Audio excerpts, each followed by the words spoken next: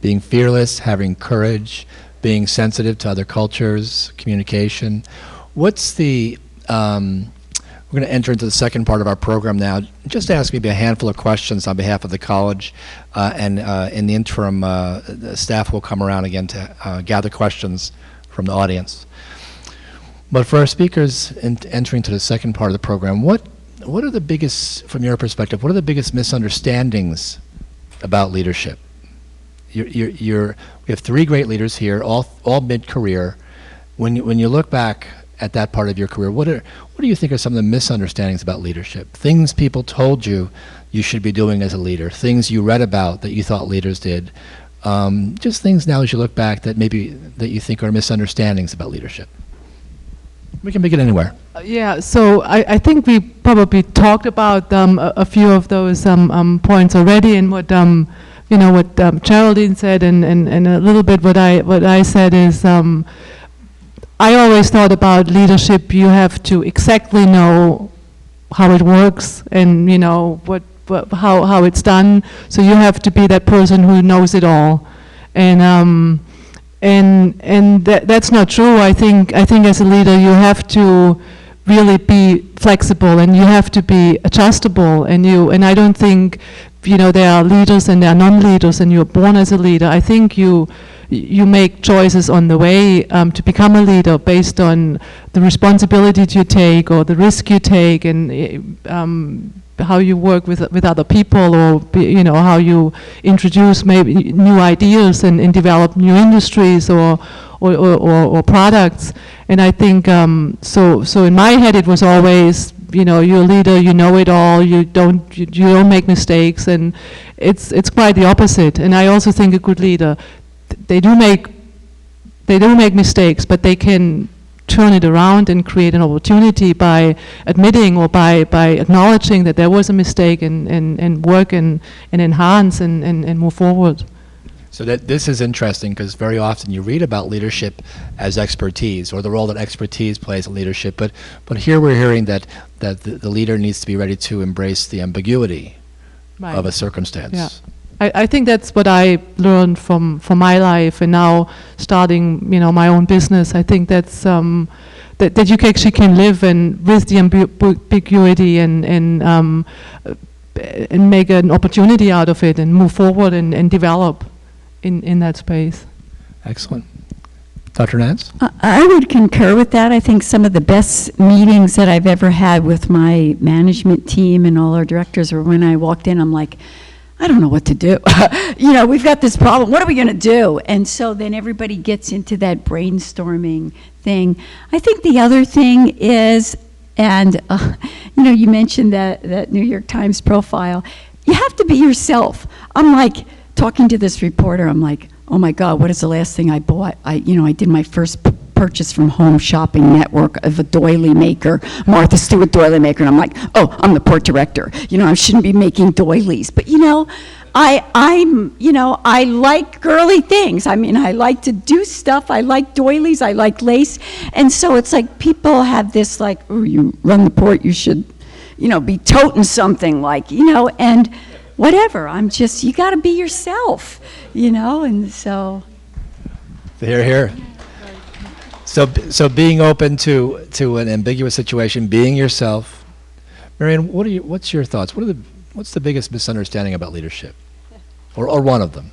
Well, in my experience, I think leaders are often misconstrued as being insane, because we have our eye on what we want, but we don't quite know how to get there. And we keep telling folks, come on, we can do it. And they're thinking, you're crazy. But an organization needs a leader who can keep their eye on the goal and keep encouraging people to find a solution, as our other speakers have talked about this evening. And I like being insane. I take pride in that. The leader as insane. So this idea that this may be a perception, or if it's not, you need to understand it, because people may feel this way about you. Feel good about it. Yeah. Okay, boy, we got lots of great comments tonight. Impossible, difficult, done. All right, that was a good one. Be comfortable with insanity. This is another one. This is good. The thoughts about learning. What would you look back as being one of your most significant leadership failures? And more importantly, what did you learn from that failure? Something where you failed as a leader, and what did you draw from that? What are your thoughts? So, the bad thing about being an optimist is I tend to forget anything bad that's ever happened in my life.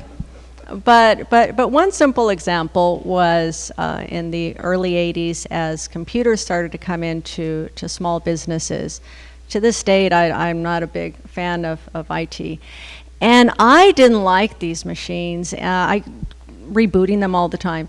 And so I believed that surely the IT industry was going to realize what a terrible mistake they've made and all these machines were going to go away. Well, that held my company back a lot because it wasn't until the late 80s to early 90s that I had a computer on every desk. We had a lot of humans doing a lot of manual work while my competitors were able to move ahead quicker because they were using information technology. So that was a big mistake where I was hoping it would go away. But I'm glad it didn't. And what did you learn? What did you really learn? helped us grow now. What did you learn from that? The next time around, how did you apply that learning? To surround myself by experts who can tell me how useful it is and how to make it work. I was experiencing continuous failures with it. That's why I had the view. But perhaps bringing in some IT strengths into the company much earlier would have caused me to implement this earlier and move my company ahead at least 5 years. So this goes to this idea of expertise again, that it's probably difficult for a leader to be an expert in everything, and you need to bring experts into your group. Excellent. Birte? Which we have a fabulous IT folks there now. Absolutely, absolutely. Still not me.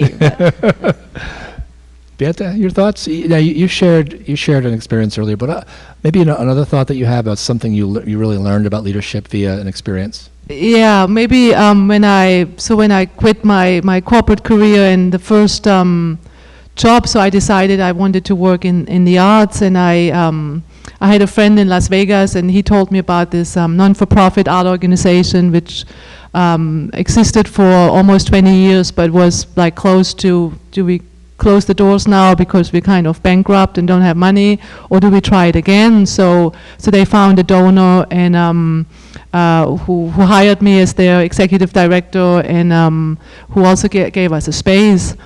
So so for me it was a great opportunity to actually leverage my business knowledge, what I did before, in my new field I like to work in. So I could provide the business background. So, but coming from that corporate where it has to be working, and you have to there are certain standards and methodologies. So I worked in a way that to kind of clean up the operations and start going out and raising funds. Everything had to be perfect. I had to create this exhibition calendar for the next year, and it had to be great artists, and I had to have all these programs before I even could reach out to. I even didn't have a working board to get members of the community to be interested in becoming board members and to give funds. So I think I held myself back. If I would just have, just while you're working, you reach out and show the progress. So I kind of really made it a lot harder than it could have been to raise those funds and go with those board members. It took me so long to have a working board again, because I just thought I have to be perfect, and that's holding me back, and I'm still trying to learn to overcome that. Being mindful of potentially isolating yourself or not reaching out. Exactly, yeah. Absolutely. Yeah. Excellent. Geraldine? I think the one thing that is maybe a characteristic I have that makes me challenging to work for is I can get really excited about something, and then I want to jump into it with, both hands, both feet. And so, my staff have said I have the tendency to micromanage, and I've had to learn to really step back and let them go with it.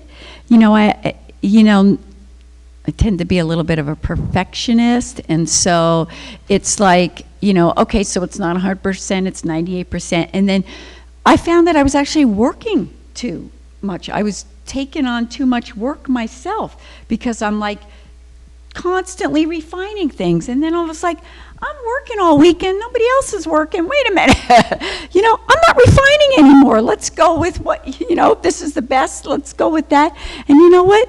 98% good is sometimes good, and so what is that saying about, about the perfect being the enemy of the good, or whatever that expression is. So you can work on something too much and you just have to let it go. So I've really worked on that, and actually, so I'm really enjoying my weekends making doilies and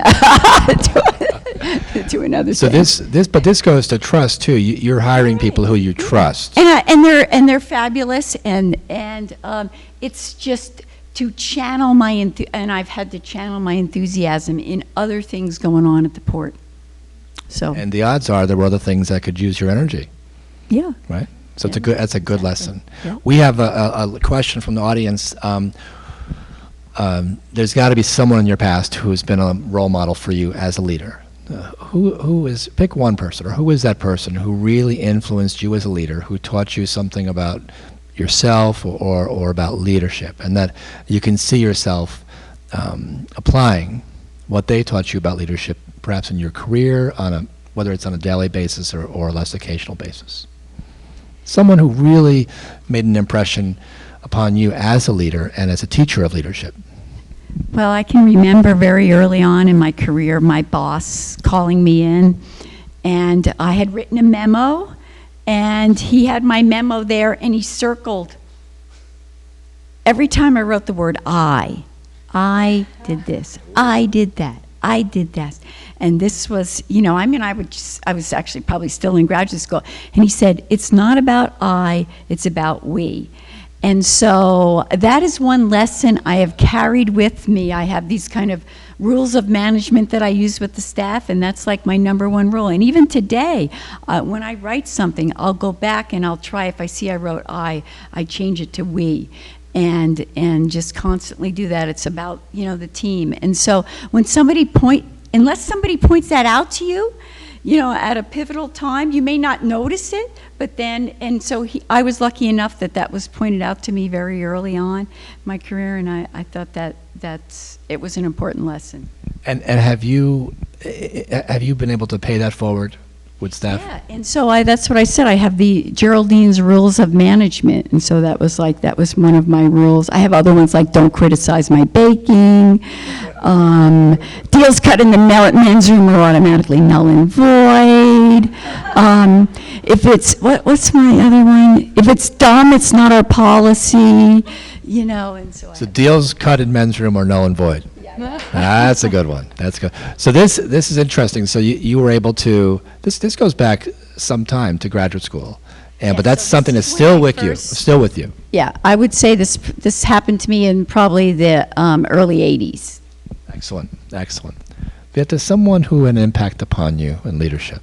Well, there are many, but I want to pick one, which was my boss, my first boss I had when I came to the States, and he really believed in me, and he really, wanted to move my career forward. And so he told me, and we had all these job descriptions, when you're a consultant, this is who you are, when you're a manager, senior manager, and so forth. So he told me, he really wants me to go on this career trip, and he told me, it's not important. You should never look at your job description for the title you have in right now. You should always look at who you want to become. So if you're a manager, you want to become a senior manager, you should look at the senior manager job description, and you should be that job description. You should, so you should take that responsibility and just be, because then people around you, they see you as that person, and you yourself, you grow into that role just by doing it. Even it might be a natural in the beginning, but you have to kind of fake it or play it. But then you really move in. So I think that was a great lesson, and not just for business, but in all ways of life. If you I wanna be a shop owner now, so I have to fake it, until I might become one. So I think that's because then you really grow into, and it's what we said in the beginning, how other people see you, so they, that they believe that you are that person. So I think that was a great advice. This means to understanding what role you need to play, and whatever growth you need to account for is really secondary. You need to really portray that role, grow into that role, let folks feel confident about you being in that role.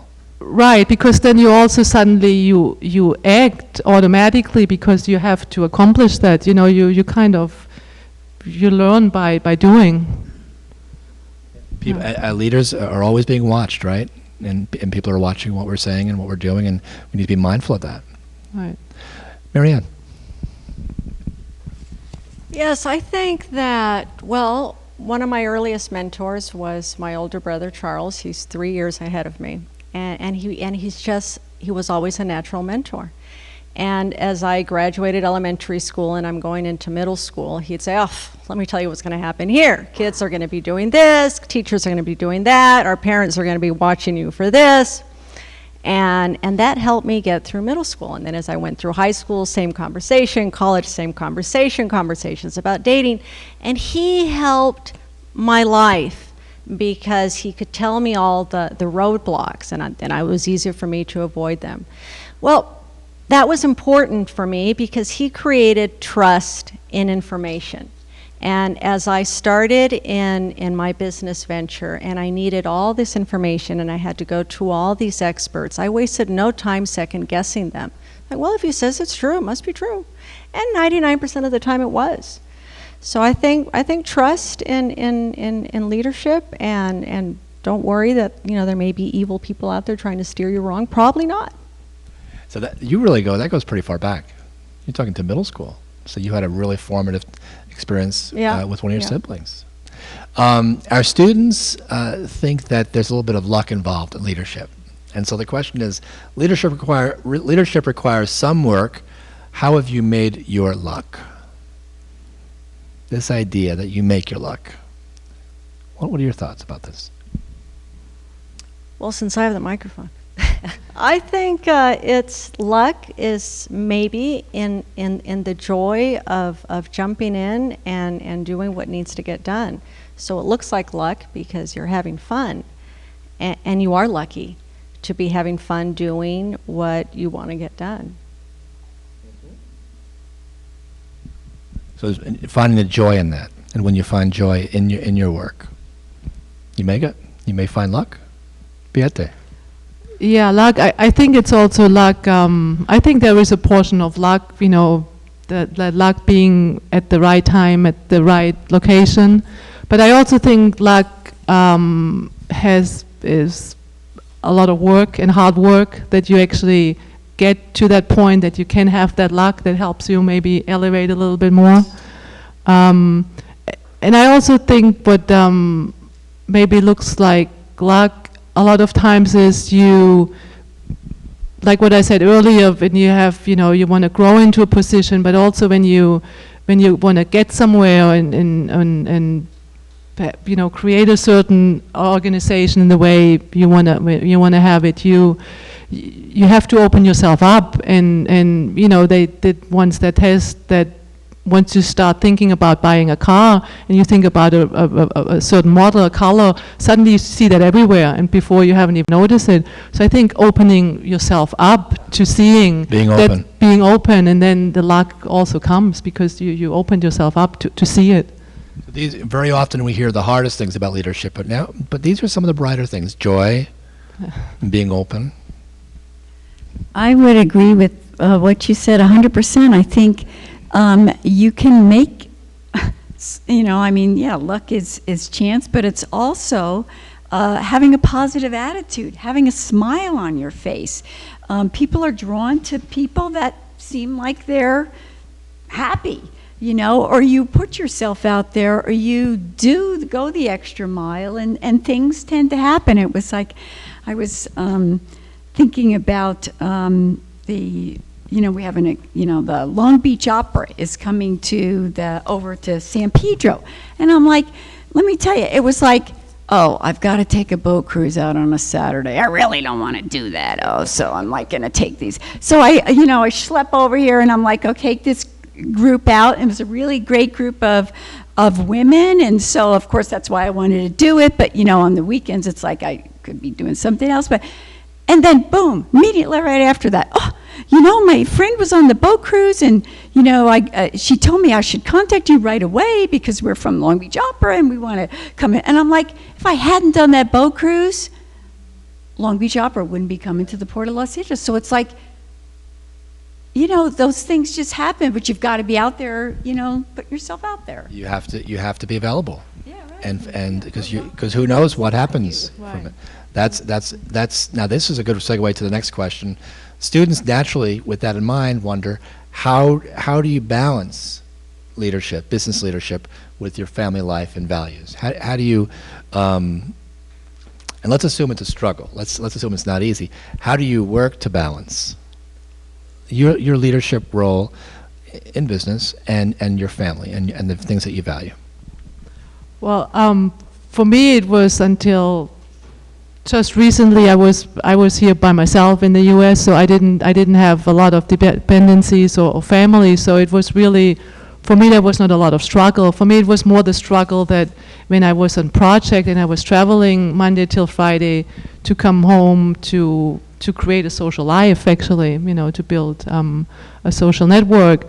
So for me, that was never so much the struggle with the family, but now being here and being married and creating my own business, and my husband at the same time has a startup company too, so that's crazy. So that is really a struggle because we try to support each other, but it's kind of hard if you both are like in those early stages. So I mean, I guess we're struggling through together.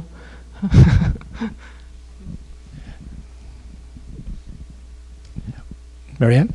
Yes, well, we had 3 young kids during the 29 years of business, and big challenge.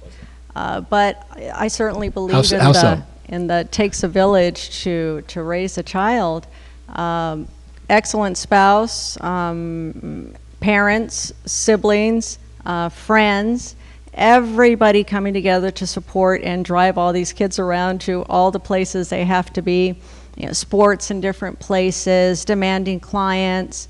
It's challenging, but that's why God makes women so that we have to have children young, because there's no way you can do this. I could do this now.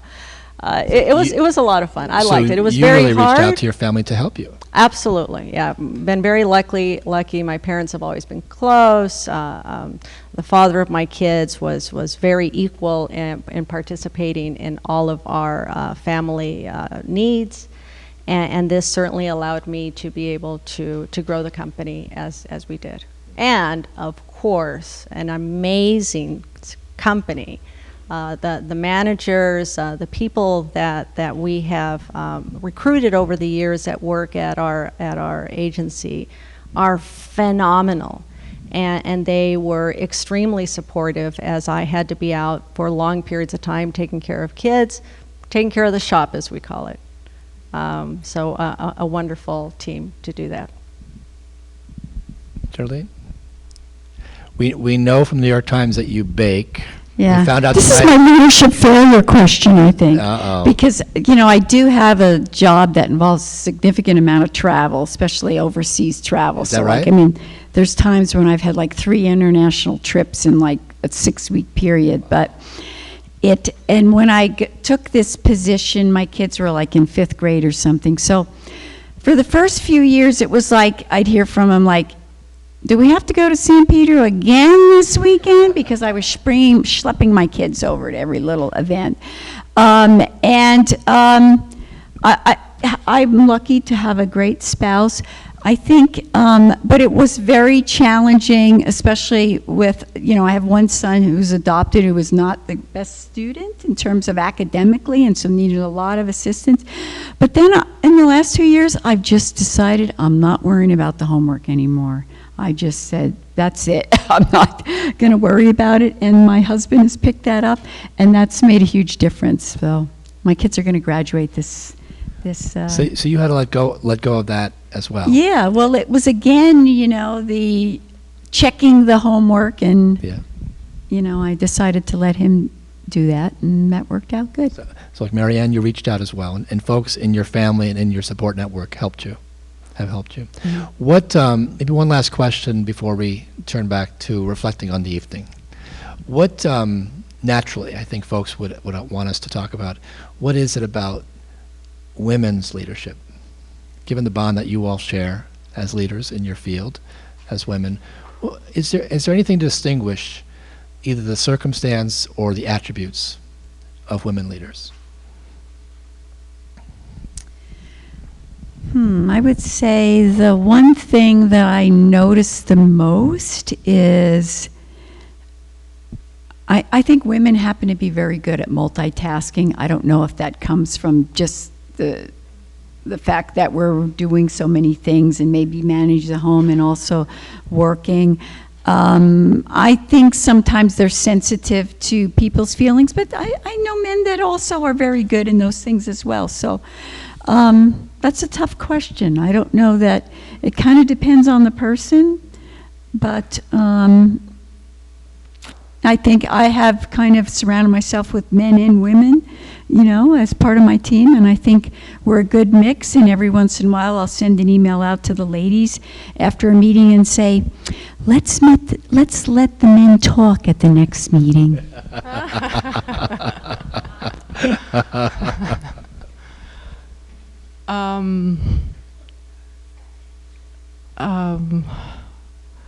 I think, since my career until just a few years back was really very technical. So I was a lot of times the only woman, or we were a few women on those projects. And what I've seen some women, I always looked at women and leaders. Kind of what I wanted to pick up, or as a role model, or and there were some women who really to go ahead in their careers, kind of almost like copied, or wanted to be in that men's world, and the way they carried themselves. But then there were other women who just they were themselves. So if you're very feminine, or very you bake or whatever, you are who you are. And I think that's more successful because you're more genuine, and I think you can do more than copying.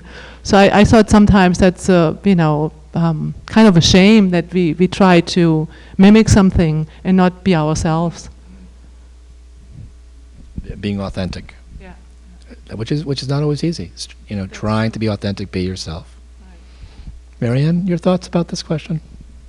Nurturing, I think. I think women are naturally more nurturing than men, and so we soften a work environment where there's all men working, there's all this really dynamic testosterone, and it's healthy to bring in the nurturers to soften it and to create just a softer environment. I think, I find it more pleasant to be a little more low-key. Again, many of the comments now are speaking to what can be considered sort of the contingent nature of leadership, that things depend. And when our students study leadership, this is one of the most confounding things. Is there clearly, obviously, there's no one way to be a leader. There are many different ways. And so one of the questions here as we close it relates to this idea of contingent, the things that leadership is contingent upon any number of factors. What are your thoughts on this idea? Is it contingent upon the environment? What do you do when you need to change your leadership strategy? What are your thoughts about this idea of when the science of leadership, when the textbook of leadership fails you? Where do you turn to? What do you turn to? How do you react? Well, maybe to the folks that you're hoping would follow. So all of a sudden, if nobody's following, you change your strategy quickly. And clearly, you go to the folks that you need and try to engage them and figure out how they see that we can best and most efficiently and effectively get to a goal. But you certainly need people to sign up for an idea in order for them to be participant. And I find, and I've done it many times, where I think I have a brilliant idea and I just try to run with it. And that's a lonely road. So, and as soon as I realize I'm alone, I go back and, okay, how can I get this done? And fortunately, I have so many brilliant people on our team that there's never a lack of answers on how to get it done. Very fundamental that there needs to be more than one person in the leadership dynamic. And the leader needs to recognize that. You can't be solo. Yeah, and I would also say, if you get stuck, or if you just don't, if people don't follow you, go and ask questions, and even if the answer doesn't come with those questions, you get a sense where their head is or where they are, and maybe you can then together, kind of create a new way to lead that task or whatever it is. I think it's just to kind of step back and ask questions.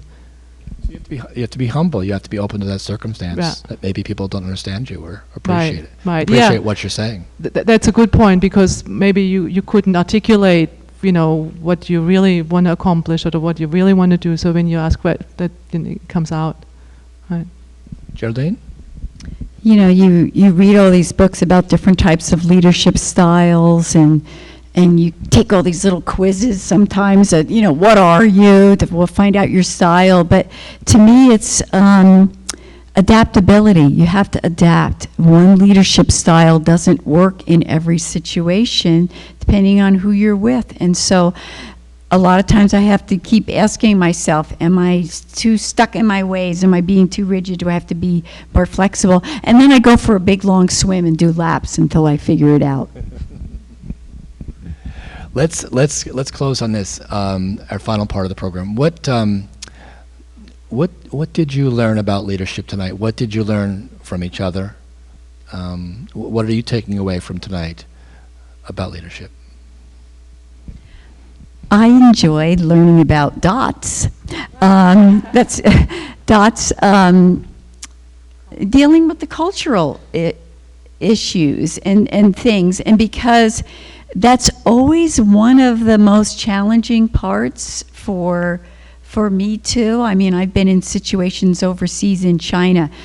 I can remember pulling off the all-female trade mission to China, and sitting in the room in a certain way, and the head of the steamship line there, and the first thing the guy says is, shipping is a man's world. And so, it's just how people deal with those things, I think, is always good to hear other people's experiences. And I think also we all mentioned about this kind of to embrace uncertainty and to deal with it. So I kind of like that everybody mentioned that. It kind of makes me feel good going back into my uncertainty. Hear, hear. I enjoyed the story of Impossible. It is. It's exciting to face impossible and to overcome impossible. In fact, if you want to get me to do something, tell me it's impossible.